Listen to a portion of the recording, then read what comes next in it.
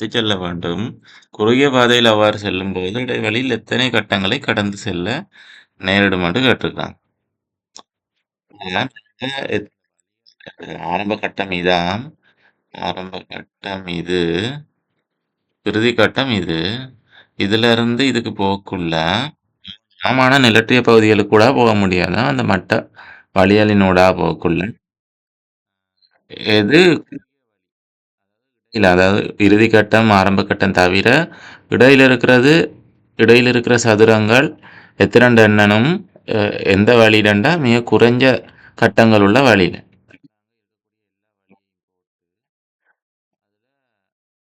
எத்தன எத்தன கட்டம் வருதுன்னு பார்ப்போம்.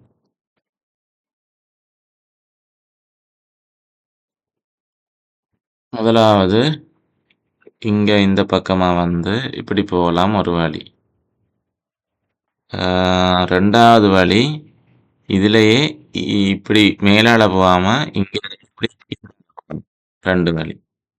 இன்னொரு வழி இப்படியே வந்து இந்த பக்கத்தால வந்து இப்படி நேரா போலாம். 3 வழி. அப்ப இந்த 3 முதல்ல சிவப்புல போட்ட வழியில பார்ப்போம். சிவப்புல போட்ட வழி 1, 2, 3 அதாவது ஆரம்ப கட்டம், இறுதி கட்டத்த எண்ண இயலாது.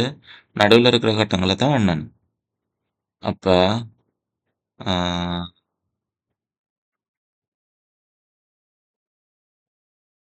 1, 2, 3, 4, 5, 6, 7, 8, 9, 10, 11, 12, 13, 14, 15. 15 விட வருது. கொஞ்சம் கூடுன தூரத்துல. இறுதி கட்டத்தையும் எண்ணல, ஆரம்ப கட்டத்தையும் எண்ணல. ஏனென்றா அவங்க இடைவெளியில் எத்தனைன்னு தான் கேட்டிருக்காங்க.